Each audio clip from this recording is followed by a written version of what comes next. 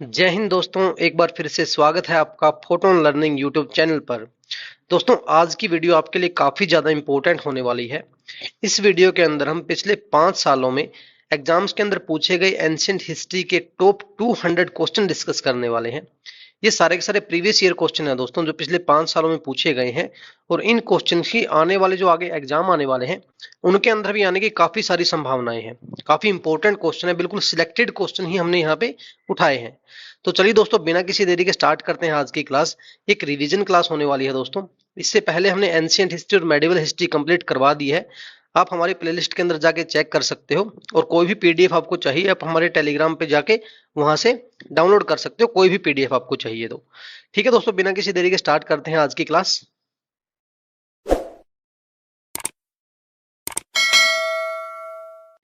तो पहला क्वेश्चन है, हड़प्पा के लोगों की सामाजिक पद्धति डैश थी, यानी कि कैसी पद्धति थी हड़प्पा के लोगों की।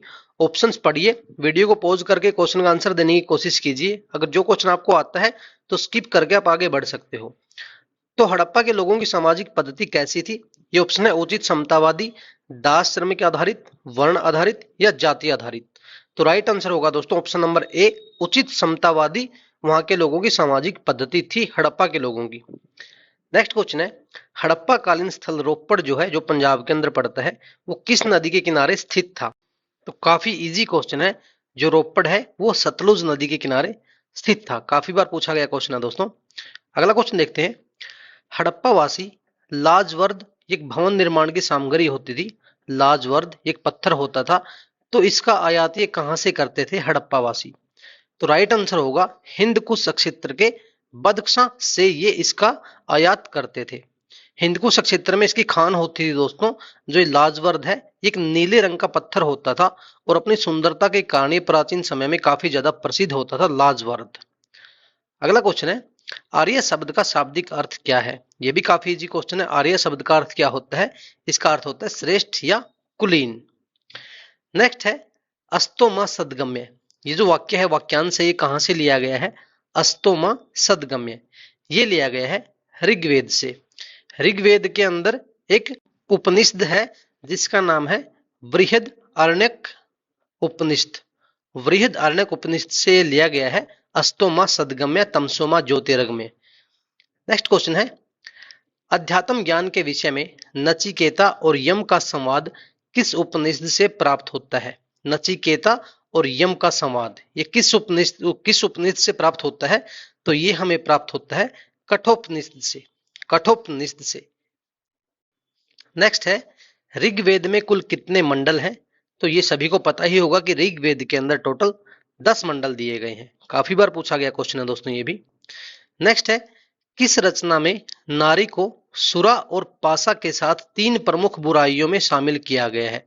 नारी को तो ये किया गया है मैत्रायणी संहिता के अंदर। मैत्रायणी संहिता के अंदर नारी को एक अभिशाप के रूप में माना गया है। जैसे विष होता है, विष के समान नारी को माना गया है मैत्रायणी संहिता में। अगला क्वेश्चन है, ऋग्वेद में निम्नांकित किन नदियों का उल्लेख अफगानिस्तान के साथ आर्यों के संबंध का सूचक है?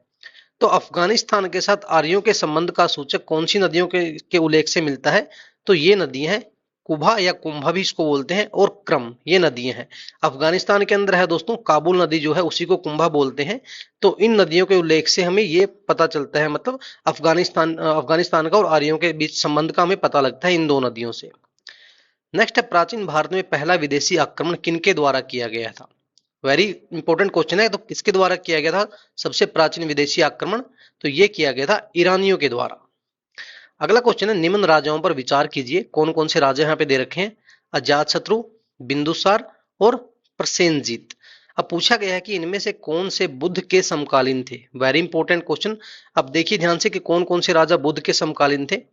बिंदुसार को छोड़कर दोस्तों ये जो दोनों थे अजातशत्रु और प्रसेनजीत, ये बुद्ध के समकालीन थे। अगर यहाँ पे बिंबिसार होता, बिंबिसार, तो ये तीनों आ जाते। बिंबिसार अलग है, बिंदुसार अलग है, क्योंकि बिंबिसार और अजातशत्रु बिंबिसार के बेटे ही थे अजातशत्रु।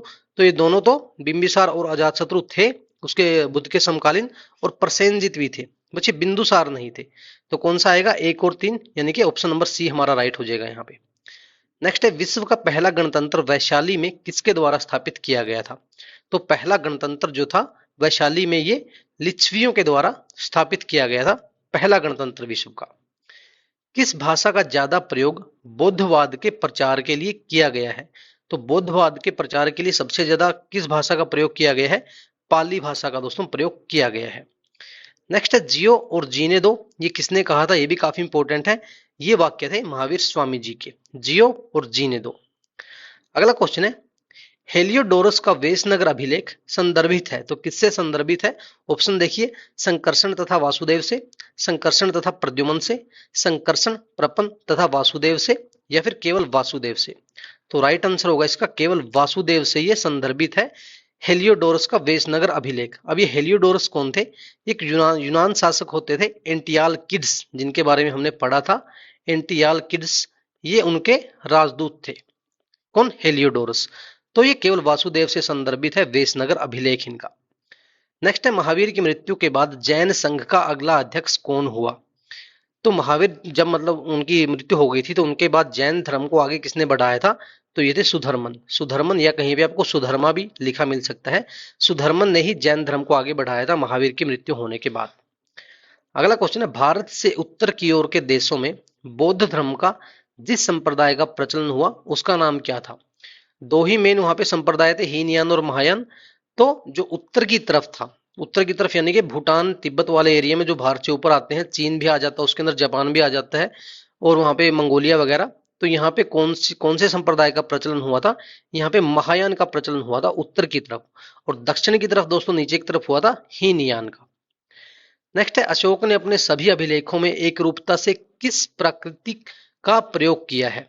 तो सभी अभिलेखों में एक रूपता से जिस प्राकृत का प्रयोग किया है उसका नाम है मागधी। मागधी एक ऐसी प्राकृत थी जो मगध वाले एरिया में उस टाइम पे मतलब उस टाइम पे प्रचलित थी, भाषा के रूप में इसको मान सकते हो, मागधी। नेक्स्ट है, निम्नलिखित में से किस मौर्य राजा ने दक्कन की विजय प्राप्त की थी? तो वो कौन से मौर्य राजा थे जिसने दक्कन की विजय प्राप्त की थी? ये थे चंद्रगुप्त, जो मौर्य साम्राज्य के संस्थापक भी थे, चंद्रगुप्त। नेक्स्ट है, निम्नलिखित वक्तव्यों में से कौन सा एक वक्तव्य अशोक के प्रस्तर स्तंभों के बारे में गलत है? अशोक के स्तंभों के बारे में गलत कौन सा है? चारों पढ़ते हैं। इन पर बढ़िया पोलिस है, हाँ ये तो ठीक है। उसके बाद ये अखंड है, ये भी ठीक है। स्तंभों का शेफ्ट शुंडाकार है, ये भी ठीक है। तो ऑप्शन डी हमारा ये आंसर हो जाएगा, इनकी ये गलत है, ये स्थापत्य संरचना के भाग है, ये स्थापत्य संरचना के भाग नहीं है दोस्तों, तो ऑप्शन डी हमारा राइट होगा। नेक्स्ट है, कहां से प्राप्त अभिलेखों में मौर्य काल में अकाल, सूखा जैसी दैवी प्रकोप के समय राज्य द्वारा राहत कार्य किए जाने का विवरण मिलता है? तो अकाल, सूखा जैसे दैवी प्रकोप के समय राज्यों द्वारा राहत कार्य किए जाने का विवरण कहां से मिलता है? ये मिलता है महास्थान, जो कि बांग्लादेश के अंदर है, और सोहगोरा, जो यूपी के अंदर पड़ता है, यहां से साक्ष्य मिले हैं। नेक्स्ट है, सातवाहनों के समय में मुद्रा का सर्वाधिक मतलब किस धातु की मुद्राएं बनी होती थी सातवाहनों के समय में? तो वेरी इंपॉर्टेंट, कई बार पूछा गया क्वेश्चन है, ये शीशे की बनी होती थी। सातवाहनों ने जो सिक्के चलाए थे वो शीशे के सिक्के ज्यादातर चलाए थे। मौर्यों के बाद दक्षिण भारत में सबसे प्रभावशाली राज्य कौन सा था? मौर्यों के बाद तो दक्षिण भारत का सबसे प्रभावशाली राज्य था सातवाहन। सातवाहन वंश के संस्थापक कौन थे दोस्तों? इसके संस्थापक थे सिमुक, और इसके सबसे प्रतापी शासक कौन थे? गौतमी पुत्र सातकर्णी। नेक्स्ट है, निम्न में से किस स्थान को पेरिपल्स ऑफ द इरिस्चियन सी में पोड के नाम से संबोधित किया गया है? ध्यान रखना, पेरिपल्स ऑफ द इरिस्चियन सी, इसमें पोड के नाम से संबोधित किसको किया गया है? अरिकामेड को। अरिकामेड को इस नाम से संबोधित किया गया है। यह आज के समय में पांडिचेरी में स्थित है, पांडिचेरी में, और विस्तृत खुदाई में यहाँ एक रोमन बस्ती भी मिली थी यहाँ पे। ठीक है, नेक्स्ट क्वेश्चन है, तोलकपियम ग्रंथ संबंधित है, तो तोलकपियम ग्रंथ किससे संबंधित है? यह संबंधित है दोस्तों व्याकरण और काव्य से। तोलकपियम को तमिल भाषा का सबसे प्राचीन व्याकरण ग्रंथ भी माना गया है। नेक्स्ट क्वेश्चन है, गुप्त वंश के किस शासक ने सर्वप्रथम महाराजा धीराज महाधीराज की उपाधि ली थी? तो सबसे पहले किसने उपाधि ली थी? ये ली थी चंद्रगुप्त ने। महाधीराज या महाराजा धीराज भी इसको बोलते हैं, तो ये चंद्रगुप्त ने उपाधि ली थी। नेक्स्ट है, चंद्रगुप्त द्वितीय ने विक्रमादित्य की उपाधि कब धारण की थी? यह भी काफी इंपॉर्टेंट क्वेश्चन है। तो ये उपाधि इन्होंने शकों के उन्मूलन करने के बाद, शकों को हराने के बाद इसने ये उपाधि ली थी विक्रमादित्य की। नेक्स्ट है नगरों का क्रमिक पतन किस काल की एक महत्वपूर्ण विशेषता थी। नगरों के क्रमिक पतन का मतलब क्या होता है कि टाइम टू टाइम नगरों का पतन होता गया। तो ये गुप्त काल में हुआ था दोस्तों। गुप्त काल के अंदर क्या हुआ था, जो नगर थे वो धीरे धीरे से अपने पतन की तरफ अग्रसर होते चले गए थे। व्यापार और वाणिज्य सब कुछ मतलब खत्म होने लगे थे और आर्थिक गतिशीलता यहाँ पे मंद पड़ने लगी थी गुप्त काल में। नेक्स्ट है वर्तमान गणित में दशमलव प्रणाली का आविष्कार, इसके आविष्कार का श्रेय किस युग को जाता है। तो हमने डिस्कस किया हुआ है बिल्कुल जब हमने एंशिएंट हिस्ट्री पढ़ाई थी कि गुप्त काल में ये चीज हुई थी, मतलब दशमलव प्रणाली की शुरुआत गुप्त काल से मानी जाती है।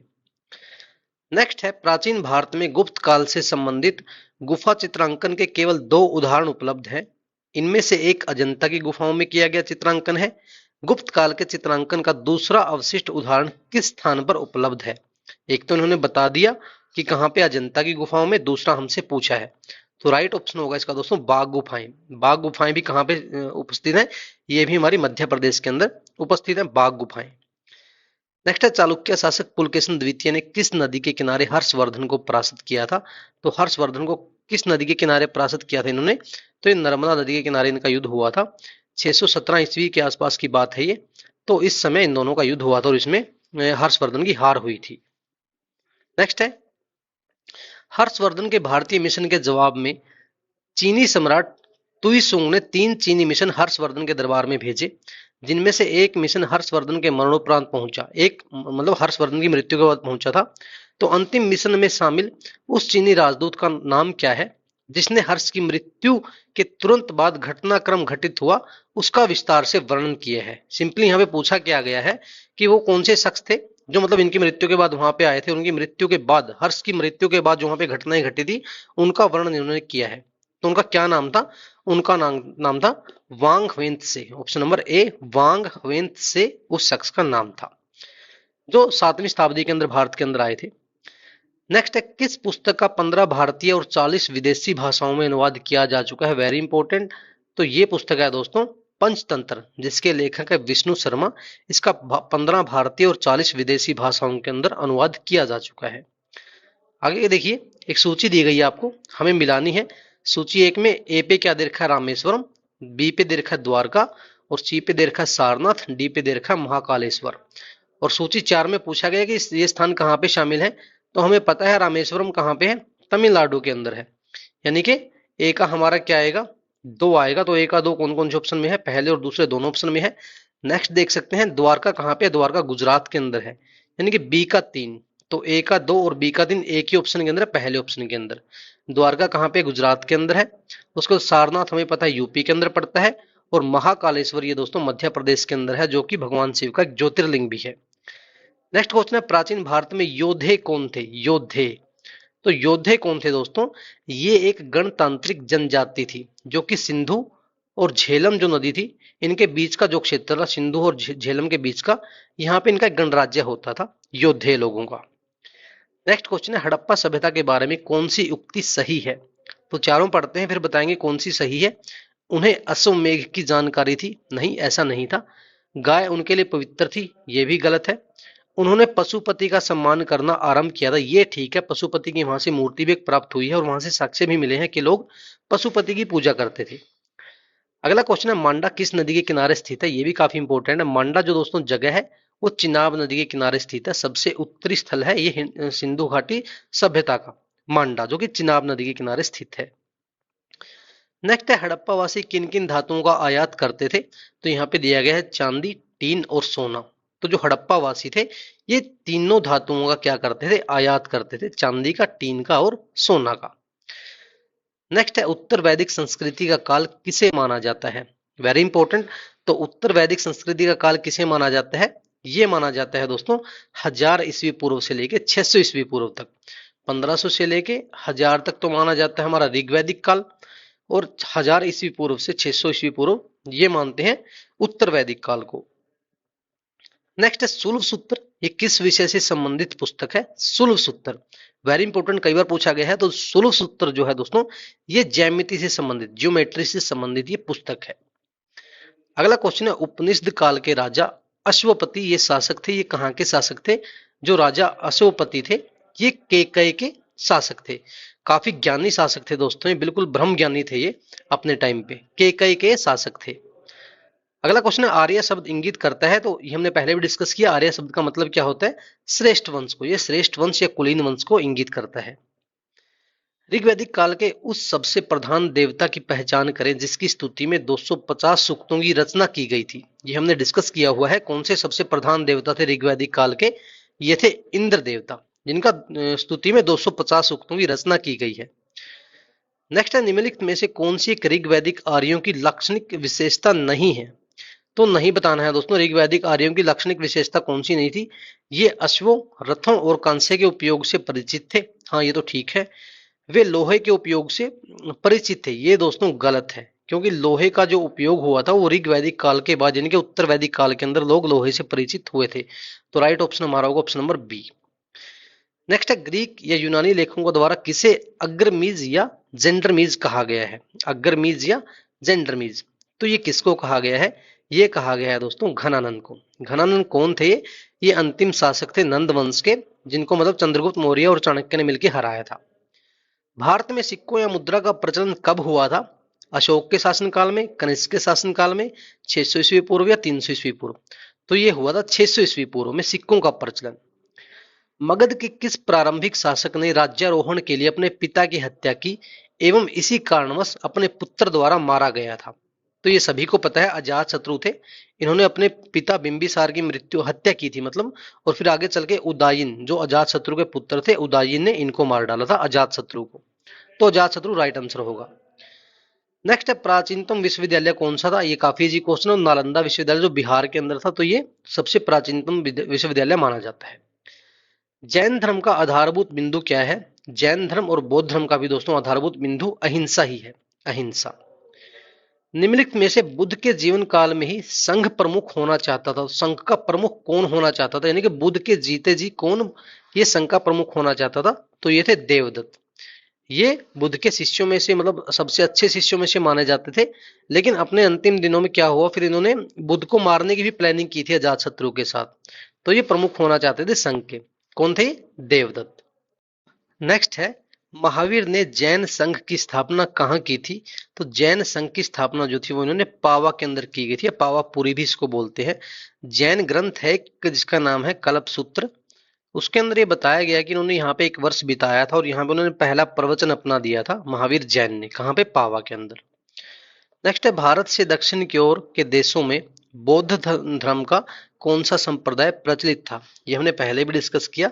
जो उत्तरी क्षेत्र थे वहां पे तो महायान प्रचलित था, और जो दक्षिण की ओर देश थे उनके अंदर हीनयान, ये वहां पे प्रचलित था बौद्ध धर्म का ये संप्रदाय। नेक्स्ट है निम्नलिखित में से सम्राट अशोक की वह पत्नी कौन सी थी जिसने उनको सबसे ज्यादा प्रभावित किया था? काफी इंपॉर्टेंट क्वेश्चन है दोस्तों। तो उनकी पत्नी का नाम क्या था? ये थी कारुवाकी। कारुवाकी दोस्तों इनकी दूसरी पत्नी थी। अशोक का एक शिलालेख है जिसका नाम है रानी शिलालेख। वैसे तो अशोक के 40 से ज्यादा मतलब शिलालेख मिले हैं, जिनमें से एक रानी शिलालेख है। ये मतलब इन्हीं के बारे में यहाँ पे लिखा गया है, इनकी कारुवाकी की सेकंड जो दूसरी पत्नी थी इनके बारे में। नेक्स्ट है अशोक के शिलालेखों में प्रयुक्त भाषा कौन सी है? तो ये पाली भाषा में है दोस्तों इनके शिलालेख ही अशोक के। नेक्स्ट क्वेश्चन है कि निम्नलिखित में से किस राज्यादेश में अशोक के व्यक्तिगत नाम अशोक का उल्लेख मिलता है? यानी कि अशोक को अशोक किस अभिलेख के अंदर बताया गया है? तो मास्की नाम का एक अभिलेख है जिसके अंदर अशोक का रियल नाम अशोक हमें देखने को मिलता है। नेक्स्ट निम्नलिखित में से मौर्य कला का सबसे अच्छा नमूना कौन है? स्तंभ है, स्तूप है, गुफा निर्माण है या चैत्य है? तो यह है दोस्तों स्तंभ। मौर्य कला का सबसे अच्छा नमूना क्या है? स्तंभ है। निम्नलिखित में से किसने सोने के सर्वाधिक शुद्ध सिक्के जारी किए थे? तो ये कुषाणों ने किए थे दोस्तों, सर्वाधिक सोने के शुद्ध सिक्के, मतलब बिल्कुल प्योर, एक टाइप से प्योर गोल्ड के जो कॉइन थे ये कुषाणों ने जारी किए थे। नेक्स्ट है सूची का मिलान करना है। ये भी पूछा गया क्वेश्चन है, मतलब क्वेश्चन सारे दोस्तों पूछे गए हैं। सारे इंपॉर्टेंट क्वेश्चन हमने यहाँ पे लिए हैं। पूरी एंशियंट हिस्ट्री आपके लगभग कवर हो जाएगी इन 200 क्वेश्चनों से। देखिए यहाँ पे ए पे क्या दे रखा है? विक्रम संवत। यहाँ पे डेट भी दे रखी है, तो हमें मिलान करना है। विक्रम संवत कब थी? शक संवत, उसके बाद गुप्त संवत और कली संवत या कलयुग संवत भी इसको बोलते हैं। तो विक्रम संवत जो थी दोस्तों वो 58 एडी के अंदर थी, 58 ईस्वी पूर्व। और जो शक संवत थी ये 78 एडी के अंदर थी। तो अब देख लो बी का 3 कौन से में दे रखा है? बी का 3 एक तो इसमें है, बी ऑप्शन में और एक डी ऑप्शन में है। अब देखते हैं, ये हमारा जो गुप्त संवत थी ये 320 ईस्वी के अंदर थी। तो सी का 2 देखिए कौन से के अंदर है, सी का 2 हमारे इन तीनों के अंदर है, इसके अंदर, इसके अंदर, इसके अंदर। अब देखते हैं कली संवत। कली संवत जो थी वो 3102 ईस्वी। कली संवत कौन सी किसको बोलते हैं दोस्तों, जब से कलयुग मतलब स्टार्ट हुआ माना जाता है, जब श्री कृष्ण जी वैकुंठ धाम अपने लौट गए थे और जो पांडवों ने परीक्षित को राजा घोषित करके वो हिमालय की तरफ चले गए थे।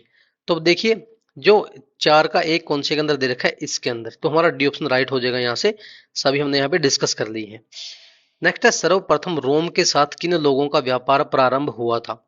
तो रोम के साथ सबसे पहले दोस्तों तमिलों और चेरों का व्यापार प्रारंभ हुआ था। किनके साथ, रोम के लोगों के साथ। नेक्स्ट है, संगम युग में उरैयूर किस लिए विख्यात था। उरैयूर, तो उरैयूर दोस्तों ये कपास के व्यापार का महत्वपूर्ण केंद्र होता था। जो संगम युग के टाइम पे ये उरैयूर मतलब विख्यात था कपास के व्यापार के महत्वपूर्ण केंद्र के रूप में। ये नेक्स्ट क्वेश्चन है कि गुप्त किसके सामंत थे। सामंत मतलब किसके अंडर थे, जब किसका वंश समाप्त हो रहा था तब गुप्त भी वहां पे काम कर रहे थे। तो गुप्त थे दोस्तों कुषाणों के, ये कुषाणों के सामंत थे। नेक्स्ट है, मंदिर निर्माण कला का जन्म सर्वप्रथम कब हुआ था। तो मंदिर निर्माण कला का जन्म कब हुआ था, ये भी गुप्त काल के अंदर हुआ था। नेक्स्ट है, गुप्त युग में भू राजस्व की दर कितनी थी। ये भी काफी बार पूछा गया क्वेश्चन है दोस्तों।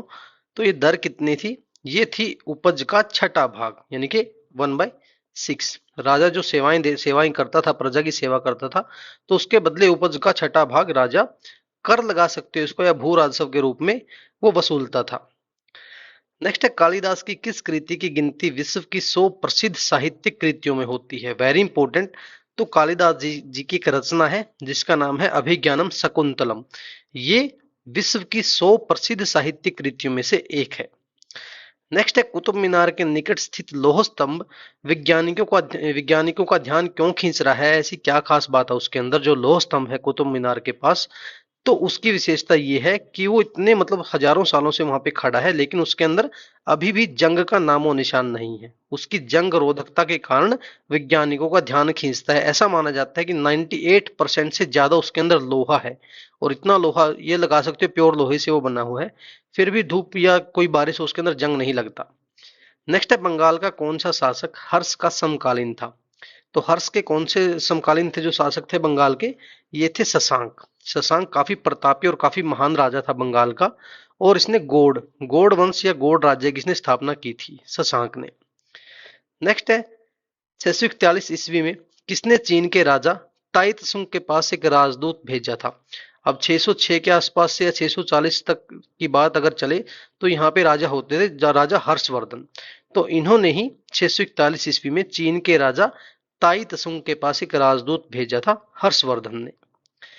नेक्स्ट है, महापाषाण संस्कृति जो 1500 ईस्वी पूर्व से लेकर 1000 ईस्वी पूर्व तक मानी जाती है, हमें दक्षिण भारत के उस ऐतिहासिक युग से परिचित कराती है जब महापाषाण काल में उपयोग में लाए जाते थे। तो क्या उपयोग में लाए जाते थे उस टाइम पे, तो उस टाइम पे दोस्तों बड़े पत्थरों से घेरी हुई समाधियां या कब्रें उस टाइम पे मिलती थी। नेक्स्ट है, भीमबेटका किसके लिए प्रसिद्ध है। तो भीमबेटका दोस्तों गुफाएं हैं, तो गुफाओं के शैल चित्र के लिए प्रसिद्ध है। ये मध्य प्रदेश के अंदर पड़ती है, रायसेन जिले के अंदर भीमबेटका की गुफाएं। नेक्स्ट है, प्राचीन कालीन भारत में हुई वैज्ञानिक प्रगति के संदर्भ में निम्नलिखित में से कौन से कथन सही हैं। तो पहले कथन पढ़ लेते हैं। पहला कथन कौन सा है कि प्रथम सदी या प्रथम शताब्दी ईस्वी में विभिन्न प्रकार के विशिष्ट शल्य औजारों का उपयोग होने लगा था। तो ये ठीक है। दूसरा, तीसरी सदी ईस्वी के आरंभ में मानव शरीर के आंतरिक अंगों का प्रत्यारोपण शुरू हो चुका था। ये दोस्तों गलत है, सेकंड स्टेटमेंट हमारी गलत है। तीसरा क्या है, 5वीं सदी ईस्वी में कोण के जा या साइन का सिद्धांत था। तो ये ठीक है दोस्तों, तीसरा हमारा ठीक है, साइन का सिद्धांत उस टाइम पे था। और 7वीं सदी ईस्वी में चक्रीय चतुर्भुज या साइक्लिक क्वाड्रिलेटर ये इसका सिद्धांत भी था। तो सिर्फ सेकंड स्टेटमेंट यहाँ पे गलत है, ऑप्शन नंबर सी हमारा राइट होगा। केवल 1, 3 और 4 यहाँ पे सही है। नेक्स्ट है, हड़प्पा सभ्यता की खोज किस वर्ष हुई थी। वेरी इजी, काफी इजी है। 1921 के अंदर इसकी खोज हुई थी हड़प्पा सभ्यता की। अब एक और सूची दे रखी है दोस्तों, इस सूची के अंदर क्या पूछा गया है कि जो हड़प्पा सभ्यता के उत्तरी, दक्षिणी, पूर्वी, पश्चिमी स्थान हमें बताने हैं कि उत्तरी कौन सा था, पश्चिमी कौन सा था, पूर्वी और दक्षिणी। अब पहला क्या है हमारा उत्तरी सीमा। तो उत्तरी सीमा हमने पढ़ा था मांडा। मांडा देखो कहाँ पे, यहाँ पे ऑप्शन नंबर 1 में ही है, तो ए का हमारा एक आएगा। उसके बाद दोस्तों दूसरा क्या है, दक्षिणी सीमा। तो दक्षिणी सीमा कहाँ पे पड़ती है दोस्तों, दक्षिणी सीमा दाइमाबाद के अंदर पड़ती है। तो जो हमारा बी का 2 आएगा, तो ए का 1 और बी का 2 हमारे इस ऑप्शन के अंदर है। इसके बाद ए का 1 ये डी ऑप्शन के अंदर भी है। अब चेक करते हैं कौन सा हमारा, ये तीसरा क्या है, पूर्वी सीमा। तो पूर्वी सीमा आलमगीरपुर के अंदर पड़ती है, तो यही हमारा ऑप्शन राइट होगा, यानी A1 B2 और C3 और D4, तो यही हमारा राइट होगा। और सबसे लास्ट में कौन सी है, पश्चिम सीमा, ये पड़ती है सुतका गिंडोर के अंदर, जो बलूचिस्तान के अंदर पड़ता है। ये काफी इंपॉर्टेंट क्वेश्चन था दोस्तों, कई बार पूछा गया है। नेक्स्ट क्वेश्चन है, हड़प्पा के काल का तांबे का रथ किस स्थान से प्राप्त हुआ है। तो तांबे का रथ याद रखना दोस्तों, ये हमें दाइमाबाद से प्राप्त हुआ है तांबे का रथ। नेक्स्ट है, पूर्व वैदिक या ऋग वैदिक संस्कृति का काल किसे माना जाता है। जो वैदिक सभ्यता थी इसको दो भागों में बांटा गया है, 1500 से लेकर के 1000 ईस्वी पूर्व तक, और उसके बाद 1000 से लेके 600 बीसी तक। तो जो ऊपर वाली है 1500 से लेकर 1000 बीसी तक, इसको हम पूर्व वैदिक या ऋग वैदिक संस्कृति बोलते हैं, तो ऑप्शन नंबर ए हमारा राइट होगा।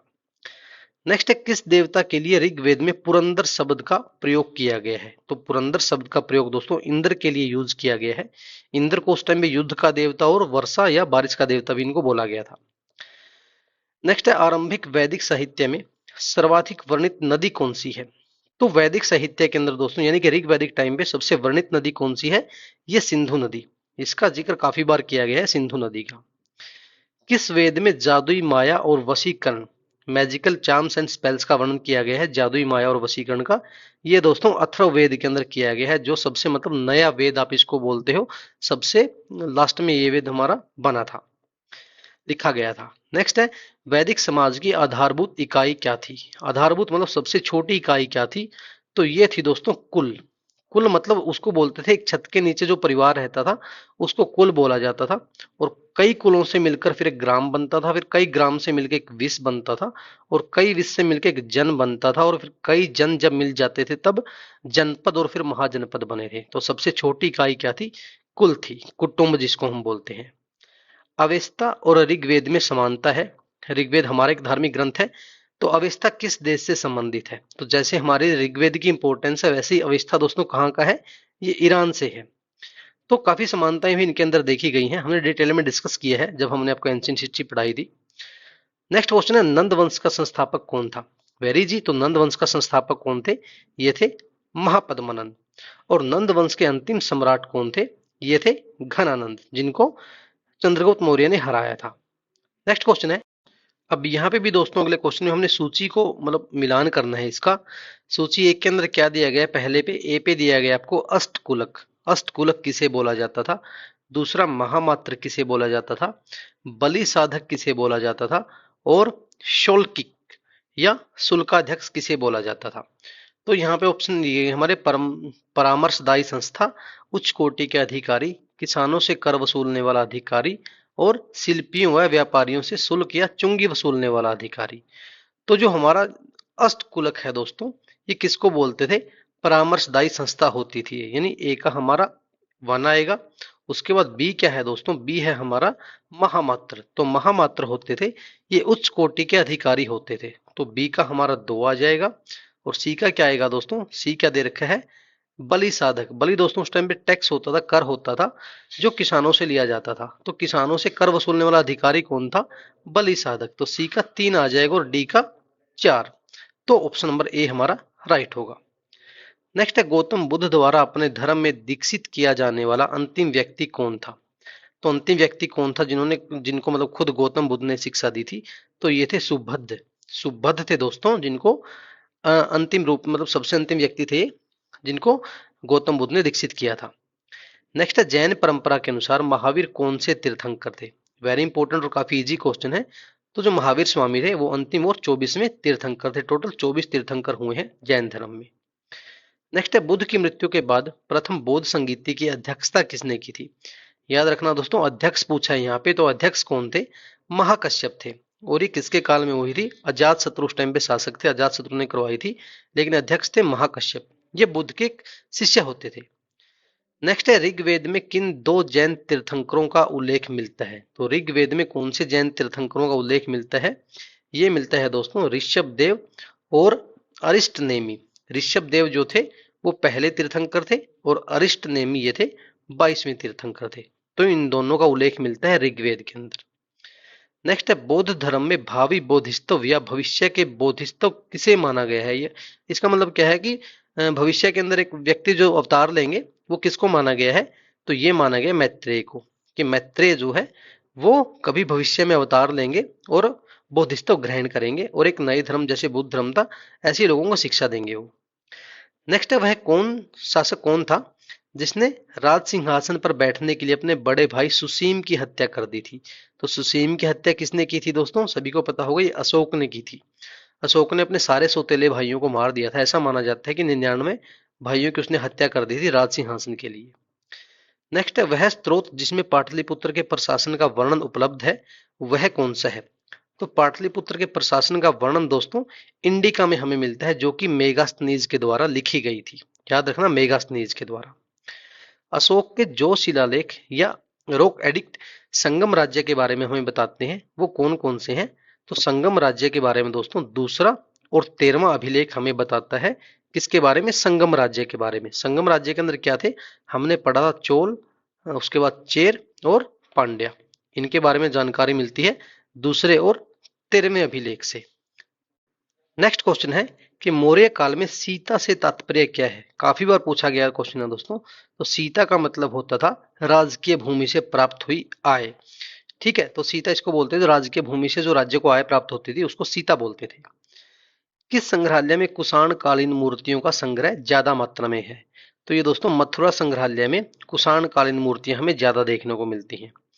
नेक्स्ट है विक्रम संवत, इसके बारे में हमने पढ़ा था। विक्रम संवत दोस्तों 58 ईस्वी पूर्व में स्टार्ट हुई थी। उज्जैन के राजा थे विक्रमादित्य, उन्होंने विक्रम संवत को स्टार्ट किया था। नेक्स्ट है चार धातुओं सोना, चांदी, तांबा और सीसा, इनके मिश्रण से बनने वाले सिक्कों को क्या कहा जाता था। तो इन सिक्कों को कहा जाता था कारछापन। कारछापन इन सिक्कों को कहा जाता था, उन चार धातुओं से मिलकर बनते थे। निम्नलिखित राजवंशों में किसका उल्लेख संगम साहित्य में नहीं हुआ है। तो हमने बताया संगम के अंदर थे चेर, चोल और पांड्या। तो राइट आंसर होगा कदम। तो और यहाँ पे दोस्तों एक क्वेश्चन और पूछा जाता है, चेर जो थे इनका राजकीय जो चिन्ह था वो क्या था? धनुष। और चोल जो थे इनका क्या था? बाघ। और पांड्या इनका था मछली। तो राजकीय चिन्ह भी याद रखने हैं आपको। नेक्स्ट है गुप्त वंश का संस्थापक कौन था। गुप्त वंश के संस्थापक थे श्री गुप्त।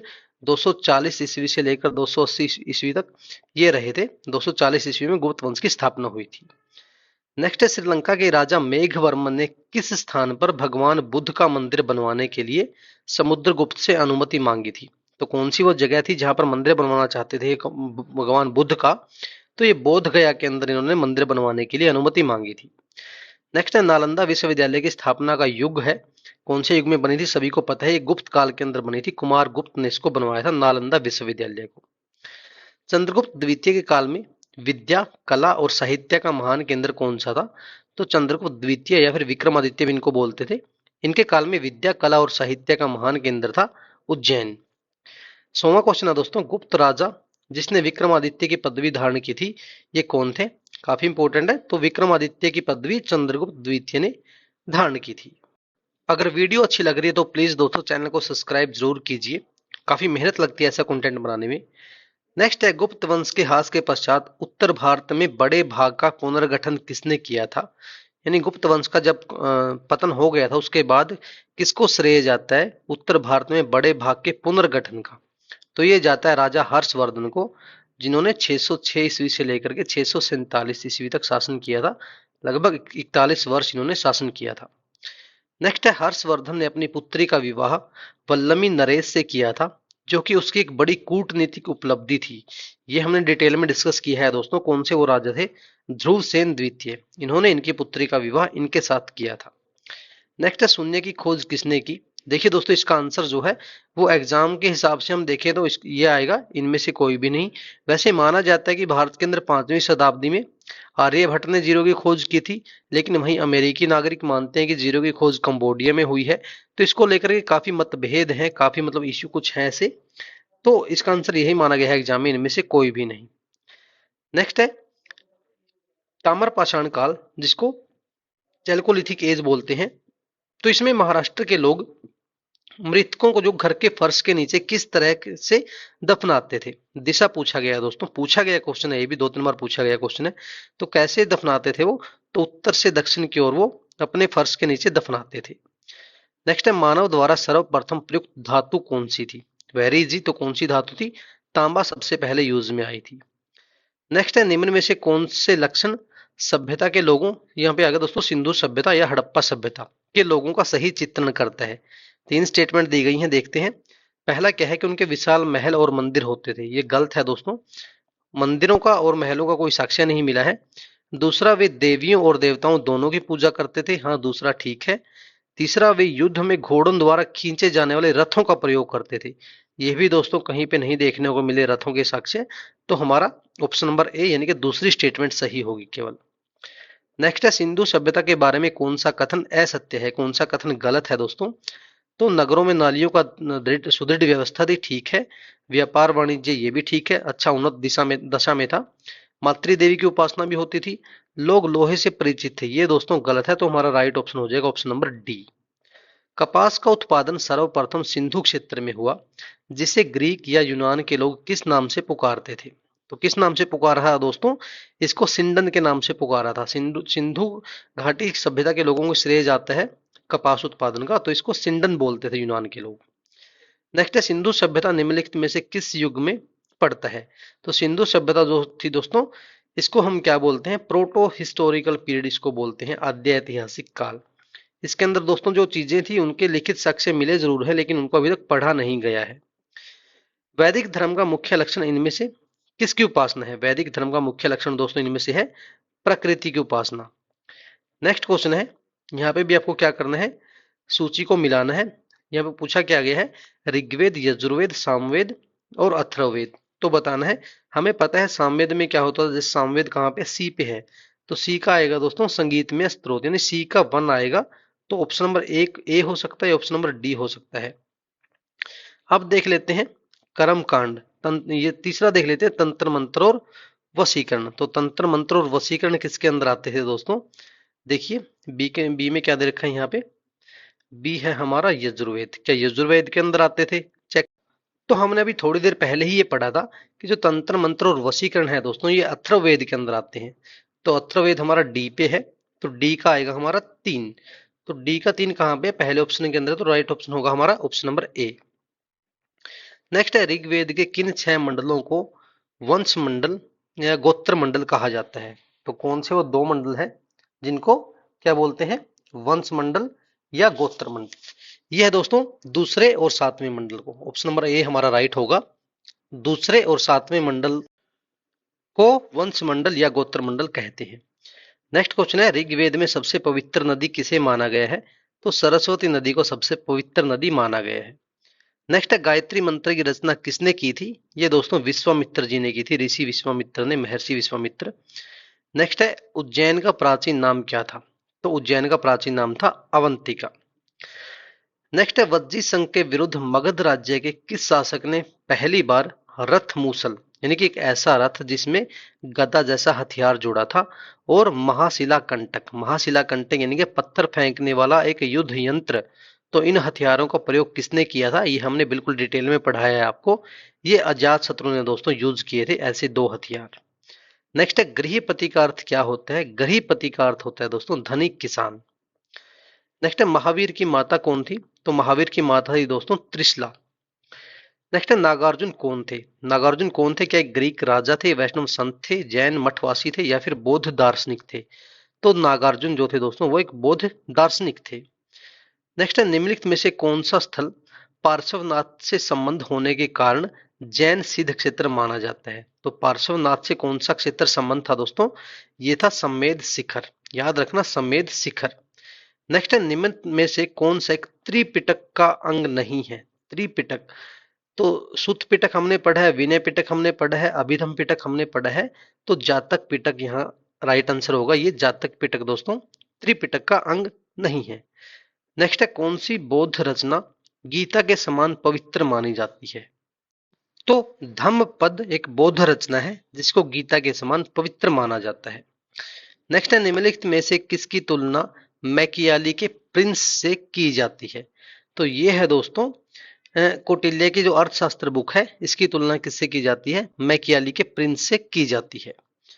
नेक्स्ट है, जिसके ग्रंथ में चंद्रगुप्त मौर्य का विशिष्ट रूप से वर्णन हुआ है, वह ग्रंथ है, तो वह है दोस्तों विशाख दत्त। विशाख दत्त ने दोस्तों मुद्रा राक्षस लिखी है, जिसके अंदर हमें चंद्रगुप्त मौर्य के बारे में काफी सारी जानकारी मिलती है। नेक्स्ट है, किस ग्रंथ में चंद्रगुप्त मौर्य के लिए वृषल या निमन कुल शब्द का प्रयोग किया गया है? कि चंद्रगुप्त मौर्य जो थे वो निमन कुल से थे, वृषल यूज किया गया है। तो ये दोस्तों मुद्रा राक्षस के अंदर जो हमने अभी डिस्कस किया ना, विशाख दत्त ने लिखा था मुद्रा राक्षस, इसके अंदर इनको निमन कुल का बताया गया है। नेक्स्ट है विष्ठी। विष्ठी क्या है? कि एक वैवाहिक अनुष्ठान है, बेगारी है, या प्रांत है, या जिला है? तो विष्ठी दोस्तों किसको बोलते थे? बेगारी को। बेगारी का मतलब बंधवा मजदूरी। जैसे मान लीजिए किसी को टैक्स वगैरह कोई भू राजस्व देना है लेकिन उसके पास पैसा नहीं है, तो उससे मतलब फ्री के अंदर मजदूरी करवाई जाती थी, उसको बोलते थे विष्ठी या बेगारी। चरक किसके राज चिकित्सक थे? वेरी इंपॉर्टेंट, काफी बार पूछा गया क्वेश्चन है। तो चरक दोस्तों कनिष्क के एक दरबारी ये राज चिकित्सक थे, कनिष्क के। अब दोस्तों अगला क्वेश्चन है, इसके अंदर सूची दे रखी है। यहाँ पे पहली सूची के अंदर आपको शासक दिए गए हैं और दूसरी सूची के अंदर उपाधि दी गई है, तो शासक से उपाधि को मिलाना है। अब हमें पता है अशोक को क्या बोलते थे? अशोक को दोस्तों प्रियदर्शी बोला जाता था, तो एक का तो 5 आएगा। दूसरा है दोस्तों हम कनिष्क। कनिष्क को क्या बोला जाता था? कनिष्क को देवपुत्र बोलते थे, यानी बी का हमारा 4 आ जाएगा। तो ए का 5 और बी का 4 दोस्तों दो ऑप्शन में है, बी में और डी में। अब देखते हैं नेक्स्ट। यहाँ पे दिया गया है आपको खारवेल। खारवेल किससे रिलेटेड है? खारवेल कलिंग चक्रवर्ती। हाँ, तो हमारा सी का क्या आ जाएगा? 2 आ जाएगा। तो सी का 2 इस ऑप्शन के अंदर है, डी के अंदर। तो ऑप्शन नंबर डी हमारा राइट आंसर होगा। और डी का क्या आ जाएगा? हमारा 3 आ जाएगा। यानी डी के अंदर क्या दे रखा है हमें? कुमारगुप्त। कुमारगुप्त को क्या बोला जाता था? महेंद्रादित्य। तो ये भी क्वेश्चन ऐसे पूछे जाते हैं दोस्तों एग्जाम के अंदर। नेक्स्ट है, ईसा पूर्व दूसरी सदी के प्रारंभ में उत्तरी अफगानिस्तान में स्थित भारत यूनानी राज्य कौन सा था? भारत यूनानी राज्य था बैक्ट्रिया। ये हमने बिल्कुल डिटेल में डिस्कस किया था जब हमने आपको पढ़ाया था, तो वो वीडियो जाके जरूर देखिए। नेक्स्ट, निम्न में से कौन संगम युगीन व्याकरण रचना सर्वाधिक महत्वपूर्ण रचना मानी गई है? संगम युगीन यानी कि तमिल रचना थी दोस्तों, ये तमिल ग्रंथ इसको बोल सकते हो। ये हमने इसी वीडियो के अंदर स्टार्टिंग में डिस्कस किया था। इसका आंसर आएगा तोलकापियम। तोलकापियम दोस्तों सबसे प्राचीन तमिल व्याकरण ग्रंथ माना जाता है। नेक्स्ट है महाकाव्य शिल्पकारम। शिल्पकारम किससे संबंधित है? तो शिल्पकारम दोस्तों कथानक में जैन तत्व, ये इससे संबंधित है। ये जो तमिल साहित्य के 5 श्रेष्ठ महाकाव्यों में से एक माना जाता है इसको। किसको? शिल्पकारम को। नेक्स्ट है, स्कंदगुप्त को किस स्तंभ लेख में शक्रोपम कहा गया है? शक्रोपम, स्कंदगुप्त को किस स्तंभ में शक्रोपम कहा गया है? तो राइट आंसर होगा हमारा ऑप्शन नंबर ए, कहोम स्तंभ लेख के अंदर इनको शक्रोपम बोला गया है। कहोम स्तंभ लेख, कहोम। नेक्स्ट है कुमार संभव। ये किसकी रचना है? इसके कवि कौन थे? सबको पता है, कालिदास जी ने इनकी रचना की थी, कुमार संभव की। गुप्त शासकों द्वारा जारी किए गए चांदी के सिक्के क्या कहलाते थे? तो चांदी के सिक्के पूछा है दोस्तों, चांदी के सिक्के क्या कहलाते थे? रूपक कहलाते थे चांदी के सिक्के। कन्नौज को सर्वप्रथम महत्ता प्रदान करने वाले कौन थे? मतलब किनके टाइम में कन्नौज थोड़ा महत्वपूर्ण स्थान बना था? तो ये थे दोस्तों मोखरी। मोखरी कौन थे? मोखरी दोस्तों जब गुप्त वंश का अंत हो गया था तब मोखरी आए थे, इन्होंने कन्नौज को महत्व दिया था काफी सारा। ह्वेन ने किसे शीलादित्य कहा है? तो ह्वेन किसके काल में आए थे? ये आए थे हर्षवर्धन के काल में, तो इन्होंने हर्षवर्धन को शीलादित्य कहा है। हर्षवर्धन के विजय जीवन में एकमात्र पराजय देने वाले पुलकेशन द्वितीय, ये कहाँ के शासक थे? तो पुलकेशन द्वितीय जो थे दोस्तों, ये वातापी के बादामी, या वातापी या बादामी एक ही है, तो ये यहाँ के शासक थे, चालुक्य वंश से थे। नेक्स्ट है, प्राचीन भारत में निम्न में से कौन सा विद्या अध्ययन का केंद्र नहीं था? यानी कि जहाँ पे विद्या ग्रहण नहीं की जाती थी वो कौन सा था? तक्षशिला भी एक विद्या अध्ययन केंद्र था, विक्रमाशिला भी, नालंदा भी, तो कौशंबी इसका राइट आंसर होगा। नेक्स्ट है, निम्नलिखित में से कौन सा बंदरगाह पोड के नाम से द पेरिस ऑफ द इरिस्टियन सी के अज्ञातनामा लेखक को ज्ञात था? तो हमने पहले भी डिस्कस किया था ये, द पेरिस ऑफ द इरिस्टियन सी, तो यहाँ पे आएगा अरिकामेडू। याद रखना, अरिकामेडू। निम्नलिखित युग्मों में से कौन सा एक सही सुमेलित नहीं है? तो कौन सा सही सुमेलित नहीं है दोस्तों? पहला ही सही नहीं है, क्योंकि जो कर्पूर मंजरी था ये हर्ष के द्वारा नहीं बल्कि राजशेखर के द्वारा लिखा गया था, राजशेखर। ठीक है। सेकंड जो है मालविका अग्निमित्र, ये कालिदास जी ने लिखा था। मुद्रा राक्षस विशाखदत्त और सुंदरानंद, ये अशोक घोष जी ने लिखा है। नेक्स्ट क्वेश्चन है सिंधु सभ्यता का सर्वाधिक उपयुक्त नाम क्या है? तो सिंधु सभ्यता का सर्वाधिक उपयुक्त नाम क्या है दोस्तों? ऑप्शन देखिए, हड़प्पा सभ्यता, सिंधु सभ्यता, सिंधु घाटी सभ्यता। वैसे तो दोस्तों तीनों नाम प्रचलित हैं, लेकिन सबसे उपयुक्त नाम जो है वो है हड़प्पा सभ्यता। नेक्स्ट है भारत में चांदी की उपलब्धता के प्राचीनतम साक्ष्य कहाँ से मिले हैं?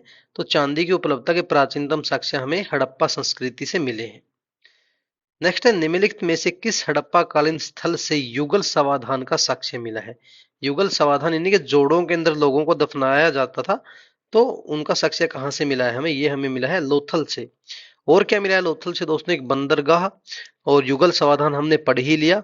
हवन कुंड, चावल या फारस की मोहर आदि का प्रमाण भी हमें यहाँ से मिलता है। कहाँ से? लोथल से।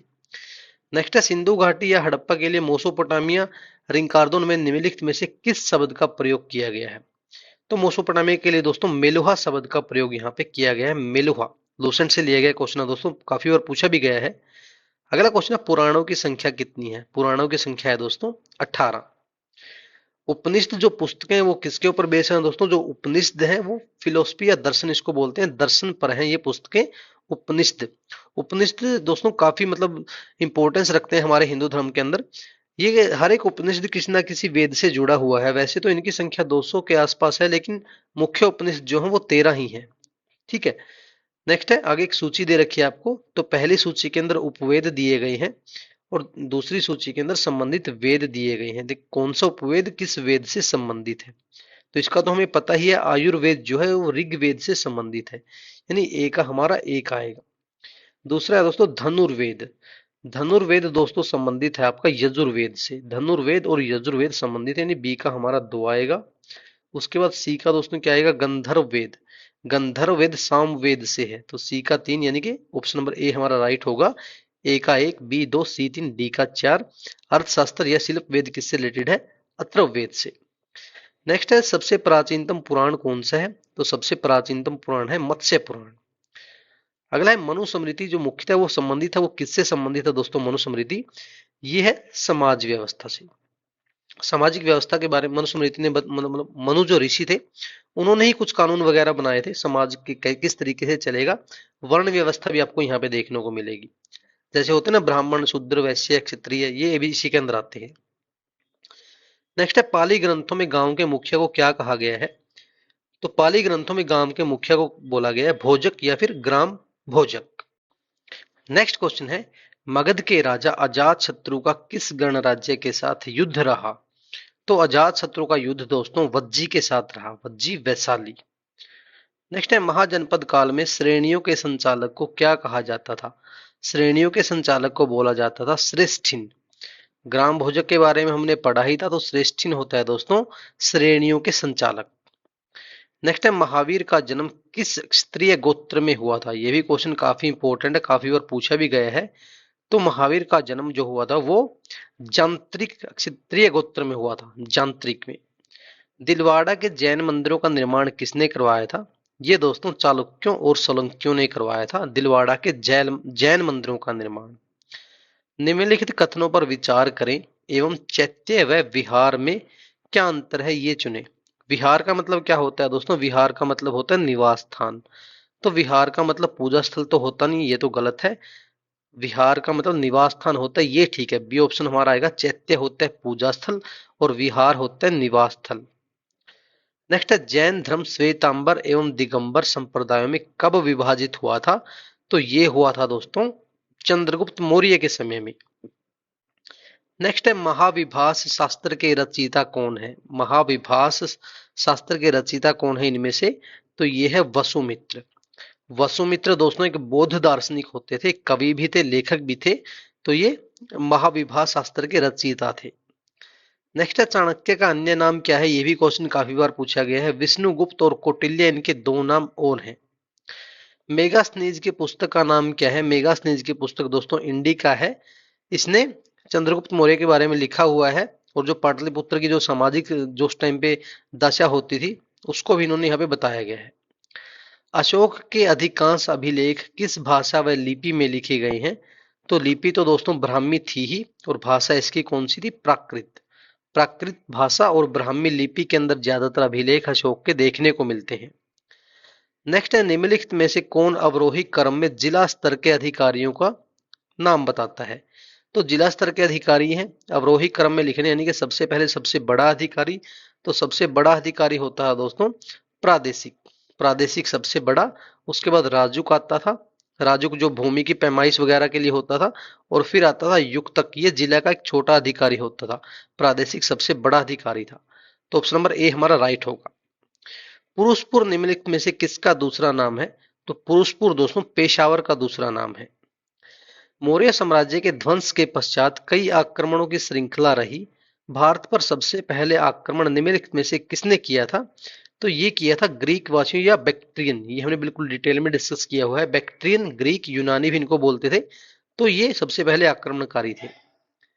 भारत में प्रथम बार सैनिक शासन या मिलिट्री गवर्नशिप व्यवहार में कब लाया या किसके द्वारा लाया गया था? ये ग्रीकों के द्वारा ही लाया गया था सैनिक शासन भारत के अंदर। तमिल भाषा के शिल्पाधिकारम और मणिमेखली, ये जो दो गौरव ग्रंथ हैं, ये किससे संबंधित है? याद रखना दोस्तों, शिल्पाधिकारम और मणिमेखली ये बौद्ध धर्म है। नेक्स्ट है, संगम कालीन साहित्य में कौन, को एवं मन्नन, ये किसके लिए प्रयुक्त होते थे? तो ये तीनों शब्द जो होते थे ये राजा के लिए प्रयुक्त होते थे संगम काल में। नेक्स्ट है, किस गुप्तकालीन शासक को कविराज कहा जाता था? Very important. तो कविराज बोलते थे समुद्रगुप्त को। अगला क्वेश्चन है, गुप्त काल की सोने की मुद्रा को क्या कहा जाता था?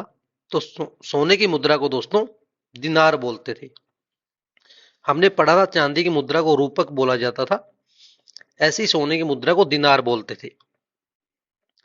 नेक्स्ट है, किस गुप्त शासक को नालंदा विश्वविद्यालय का संस्थापक माना जाता है? Very important. तो ये कुमार गुप्त प्रथम को ये नालंदा विश्वविद्यालय का संस्थापक माना जाता है। अगला है मिहिर कुल, ये एक शासक थे। इनका संबंध किससे था? इनका संबंध था दोस्तों हूणों से। मिहिर कुल एक श्वेत हूण थे, मिहिर कुल याद रखना। नेक्स्ट है सकलोत रापथनाथ, नाम थोड़ा अजीब है दोस्तों, याद रखिएगा। सकलोत रापथनाथ किसे कहा गया है? तो ये कहा गया है हर्षवर्धन को। अगला क्वेश्चन है, आज भी भारत में ह्वेनसांग को याद करने का मुख्य कारण क्या है? ह्वेनसांग जो कि हर्षवर्धन के काल में आया था, इसको याद करने का मुख्य कारण यह है कि इसने सीयूकी की रचना की थी, जिसके अंदर से मतलब इस पुस्तक के अंदर से हर्षवर्धन के टाइम की काफी सारी जानकारी हमें मिलती है सीयूकी से। किस विदेशी यात्री ने भारत का दौरा सबसे पहले किया था? तो इनमें सबसे पहले आने वाले यात्री थे ये थे मेगास्थनीज, जो 302 ईस्वी पूर्व यानी कि उस टाइम पे चंद्रगुप्त मौर्य का जो शासन काल था उस टाइम पे भारत में आए थे। लगभग 6-7 साल तक ये भारत के अंदर रहे थे, मतलब उनके दरबार में रहे थे, चंद्रगुप्त मौर्य के दरबार में। इंडिका पुस्तक दोस्तों इन्होंने लिखी थी, इंडिका। काव्य शैली का प्राचीनतम नमूना किसके अभिलेख में मिलता है? तो काव्य शैली का सबसे पुराना नमूना दोस्तों रुद्र दमन के जूनागढ़ अभिलेख से हमें मिलता है, रुद्र दमन के। अगला क्वेश्चन है, कौन सा सुमेलित नहीं है? तो हिंदू धर्म में गीता है, मुस्लिम धर्म में कुरान, बौद्ध धर्म में हमने पढ़ा धम्मपद, जैन धर्म में दोस्तों बाइबल नहीं है, ये ईसाइयों का एक धार्मिक ग्रंथ है। तो हमारा ऑप्शन डी राइट होगा। हड़प्पा कालीन समाज किन वर्गों में विभक्त था? अब ये देखिए यहाँ पे क्या क्या दिया गया है। शिकारी, पुजारी, किसान, क्षत्रिय। शिकारी तो आएगा नहीं दोस्तों, क्योंकि उस टाइम पे शिकार लगभग खत्म ही हो गया था। तो यहाँ पे आएगा हमारा विद्वान, योद्धा, व्यापारी और श्रमिक। ऑप्शन नंबर बी हमारा राइट होगा, क्योंकि ब्राह्मण, क्षत्रिय, वैश्य, शूद्र ऐसा उस टाइम पे कुछ था नहीं, और राजा पुरोहित भी उस टाइम पे नहीं होते थे। तो ऑप्शन नंबर बी हमारा राइट होगा। भारत में खोजा गया सबसे पुराना शहर कौन सा था? ये हड़प्पा था, 1921 के अंदर खोजा गया था ये। हड़प्पा वासी किस धातु से परिचित नहीं थे? तो ये लोहे से परिचित नहीं थे दोस्तों। चनहूदड़ों के उत्खनन का निर्देशन किसने किया था? तो ये जॉन हेनरी मैके ने किया था, जॉन हेनरी मैके ने। इससे पहले थोड़ा सा मतलब मजूमदार जी ने भी किया था 1930 में, लेकिन अच्छे तरीके से लास्ट में जाके 1934-35 के आसपास ये जॉन हेनरी मैके ने इसके उत्खनन का निर्देशन किया था। आगे ऋग्वेद के किस मंडल में शूद्र का उल्लेख पहली बार मिलता है? तो ऋग्वेद के दोस्तों 10वें मंडल में शूद्र का उल्लेख पहली बार मिलता है। इसी 10वें मंडल में ऐसा लिखा गया है कि जैसे जो ब्राह्मण है वो विराट पुरुष के मुख से पैदा हुए हैं, क्षत्रिय उनकी भुजाओं से पैदा हुए हैं, और जो वैश्य है उनकी जांघों से, और जो शूद्र है उनके पैरों से पैदा हुए हैं, विराट पुरुष के। आगे योग दर्शन के प्रतिपादक कौन है? तो ये पतंजलि है, ऋषि पतंजलि योग दर्शन के प्रतिपादक। निम्नलिखित में से वह दस्तकारी कौन सी है जो आर्यों द्वारा व्यवहार में नहीं लाई गई थी? मृदभांड, आभूषण, बढ़ईगिरी, या फिर लुहार या लुहारगिरी? तो लुहारगिरी दोस्तों इनके द्वारा व्यवहार में नहीं लाई गई थी, आर्यों के द्वारा। आदि काव्य की संज्ञा किसे दी गई है? आदि काव्य किसको बोला जाता है दोस्तों? ये रामायण को बोला जाता है आदि काव्य। महर्षि वाल्मीकि ने इनकी रचना की थी रामायण की। अब फिर से सूची का मिलान हमें करना है। पहली सूची के अंदर क्या दिया गया है आपको? कुछ नाम, जैसे यहाँ पे पूषण दिया गया है, पूषण किसको बोलते थे? या रुद्र, या फिर देव अदिति किसको बोलते थे? तो पूषण जो होता है दोस्तों, पूषण होता है पशुओं का देवता, और अदिति भी आपको याद होना चाहिए। अदिति बोलते हैं देवताओं की माता को। तो ए का हमारा 1 आएगा और डी का हमारा 4 आएगा। देखिए कौन सा ऑप्शन है? पहला ही ऑप्शन हमारा, ऑप्शन नंबर ए राइट होगा। पूषण बोलते हैं पशुओं के देवता को, द्योस या द्यो बोलते हैं अनैतिक आचरण से संबंधित देवता को, और उसके बाद क्या है, सॉरी रुद्र बोलते हैं, रुद्र किसको बोलते हैं? अनैतिक आचरण से संबंधित देवता को। और द्योस या द्यो होता है दोस्तों आकाश के देवता, और लास्ट में अदिति देवताओं की माता। नेक्स्ट है, किस प्रकार का मृद भांड या पोट्री भारत में द्वितीय नगरीकरण या शहरीकरण के प्रारंभ का प्रतीक माना जाता है? तो किस प्रकार का मृद भांड को शहरीकरण के प्रतीक मानते हैं? ये थे उत्तरी काले पोलिसकृत बर्तन। ठीक है, इनको माना जाता है प्रतीक किसका? नगरीकरण और शहरीकरण का प्रतीक माना जाता है। नेक्स्ट है, पहला ईरानी शासक जिसने भारत के कुछ भाग को अपने अधीन कर लिया था। तो पहले ईरानी शासक कौन थे? हमने इसको भी डिटेल में पढ़ा है, ये थे डेरियस। ईरानी शासक थे ये। सिंधु का कुछ एरिया इन्होंने, लगभग आप बोल सकते हो 500 बीसी, इस टाइम के काल की बात है ये।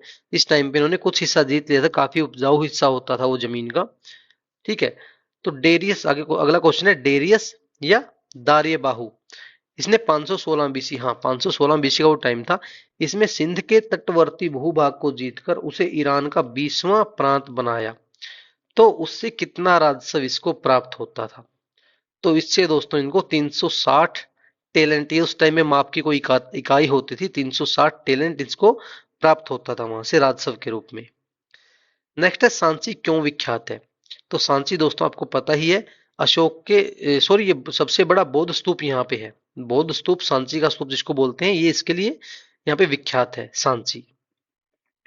नेक्स्ट है, किसे एशिया की रोशनी या लाइट ऑफ एशिया बोला जाता है? वेरी इंपॉर्टेंट और काफी इजी क्वेश्चन। गौतम बुद्ध जी को बोला जाता है लाइट ऑफ एशिया। आगे दिया गया कथन दिया गया है, आगे उसकी व्याख्या दी गई है। कुशीनगर जो है मल गणराज्य की राजधानी थी, ये तो ठीक है। उसके बाद महात्मा बुद्ध का महापरिनिर्वाण कुशीनगर में हुआ था, ठीक ये भी है। तो दोनों ही ठीक है दोस्तों, लेकिन जो आर है, यानी जो सेकंड ये कथन है, ये इसकी व्याख्या नहीं करता पहले वाले की। इन दोनों के बीच में कोई रिलेशन नहीं है, यहाँ पे सिर्फ राजधानी बताया गया, यहाँ पे महापरिनिर्वाण बताया गया है। कथन दोनों ठीक है, लेकिन आर जो है वो एक ही व्याख्या नहीं करता। तो ऑप्शन नंबर बी हमारा राइट होगा। अगला क्वेश्चन है, बौद्ध धर्म तथा जैन धर्म दोनों ही विश्वास करते थे। अब किसमें विश्वास करते थे दोनों ही? तो ऑप्शन देखते हैं दोस्तों। कर्म तथा पुनर्जन्म के सिद्धांत सही हैं, ये मतलब दोनों ही इसमें विश्वास नहीं करते थे। मृत्यु के पश्चात ही मोक्ष संभव है, ये भी गलत है। स्त्री तथा पुरुष दोनों ही मोक्ष प्राप्त कर सकते हैं, ये हमारा राइट होगा, ऑप्शन नंबर सी। नेक्स्ट है, बुद्ध चरित जिसे बौद्धों का रामायण कहा गया है, इसके रचनाकार कौन है? तो इसकी रचना की है अश्व घोष जी ने। अश्व घोष ने लिखी है बुद्ध चरित। बौद्ध धर्म के त्रिरत्न में शामिल नहीं है। तो बौद्ध धर्म के दोस्तों त्रिरत्न है, जिसमें बुद्ध शामिल है, धम्म शामिल है, और संघ शामिल है। तो मध्यम मार्ग यहाँ पे हमारा राइट आंसर होगा। नेक्स्ट है, मौर्य काल में शिक्षा का सर्वाधिक प्रसिद्ध केंद्र कौन सा था? तो ये तक्षशिला था, जो आज के टाइम में पाकिस्तान के अंदर है। अशोक ने 261 ईस्वी पूर्व में कलिंग को जीतने के बाद क्या किया था? तो ये आप सभी को पता ही है, उसने क्या किया था, युद्ध की नीति त्याग दी थी, मतलब काफी ज्यादा रक्तपात देखकर युद्ध की नीति को उसने त्याग दिया था। तो सी ऑप्शन हमारा राइट होगा। नेक्स्ट है, किस शिलालेख में अशोक ने यह घोषणा की थी कि किसी भी समय, चाहे मैं खाता हूं या रानी के साथ विश्राम करता हूं या मैं अपने अंतःशाला में हूं, मतलब चाहे मैं कुछ भी कर रहा हूं, मतलब मेरे महामात्य मुझे सार्वजनिक कार्य के लिए संपर्क कर सकते हैं, यानी कि धम अधिकारी सार्वजनिक कार्य के लिए उससे किसी भी टाइम मिल सकता था। तो ये किस अभिलेख के अंदर से हमें जानकारी मिलती है, ये छठे अभिलेख से, शिलालेख से हमें मिलती है जानकारी। नेक्स्ट है, कनिष्क की राजधानी कौन सी थी, वेरी इंपॉर्टेंट, कनिष्क की राजधानी थी पुरुषपुर या पेशावर। निम्नलिखित राजवंशों पर विचार कीजिए, और हमें बताना है कि कौन सा मतलब वंश पहले आया था। तो इनमें से दोस्तों अगर देखें तो सबसे पहले कौन सा आया था, सबसे पहले शुंग वंश, मतलब ये मौर्य के बाद आया था शुंग वंश। किसके बाद आए थे, मौर्यों के बाद। तो शुंग यहाँ पे राइट, मतलब सबसे पहले शुंग आएगा, उसके बाद शुंगों के बाद क्या आएगा दोस्तों, शातवाहन आएगा। क्योंकि शुंग, अगर देखें शुंगों के काल को 178 ईस्वी पूर्व, 178 ईस्वी पूर्व से लेके, यानी 178 बीसी से लेके 75 बीसी तक इनका शासन चला था। उसके बाद सातवाहन जो वंश था, सातवाहन, उनका वंश 60 बीसी से लेकर के 240 ईस्वी पूर्व तक माना जाता है, एडी तक, ठीक है। तो शुंग के बाद आएगा सातवाहन, फिर आएगा हमारा गुप्त, और चोल तो बाद में ही आए थे, ये 9वीं से 12वीं शताब्दी तक थे। तो देख लेते हैं, पहले 3 आएगा, फिर हमारा आएगा इसके बाद 1 आएगा, 3 के बाद 1, यानी कि ऑप्शन नंबर डी हमारा राइट होगा। नेक्स्ट है, प्राचीन काल के भारत पर आक्रमणों के संबंध में कौन सा कालानुक्रम सही है। तो सही कालक्रम कौन सा है, सबसे पहले किसका आक्रमण हुआ था दोस्तों, यूनानी सबसे पहले आए थे, फिर आए थे शक, और फिर आए थे कुषाण। यूनानी, फिर शक, फिर कुषाण। नेक्स्ट है, हमारा लास्ट क्वेश्चन है दोस्तों आज का ये, तमिल का गौरव ग्रंथ जीवक चिंतामणि, जीवक चिंतामणि किससे संबंधित है, किनका ग्रंथ है। तो ये जैन धर्म है, जैन धर्म से संबंधित है दोस्तों, ये ग्रंथ काफी इंपॉर्टेंट है। तो आज हमने टोटल 200 क्वेश्चन किए हैं दोस्तों। उम्मीद करता हूँ कि इन 200 क्वेश्चन से लगभग आपकी सारी एंशियंट हिस्ट्री एक बार रिवाइज जरूर हो गई होगी। काफी इंपॉर्टेंट ये लेक्चर आपके लिए होने वाला है। इसका पीडीएफ आपको हमारे टेलीग्राम चैनल के ऊपर मिलेगा पूरे लेक्चर का। अगर आप बोलो तो मतलब ऐसे 200 क्वेश्चन और हम लेके आ सकते हैं, मतलब फिर आज के लिए वो वीडियो ज्यादा लंबी हो जाती। तो अगर आप कमेंट के अंदर बता सकते हो हमें कि क्या इंप्रूवमेंट चाहते हो, किस टॉपिक के ऊपर, मतलब कौन सा टॉपिक का मतलब ज्यादा आप उसको तवज्जो देते हो, किस टॉपिक के ऊपर हम क्वेश्चन की सीरीज लेके आए। तो दोस्तों मिलते हैं अगली वीडियो में। अगर वीडियो अच्छी लगे प्लीज चैनल को सब्सक्राइब जरूर कीजिएगा, दोस्तों के साथ शेयर कीजिएगा, काफी मेहनत हमारी लगती है। तो ठीक है दोस्तों, मिलते हैं अगली वीडियो में। फोटोन लर्निंग टीम की तरफ से थैंक यू वेरी मच।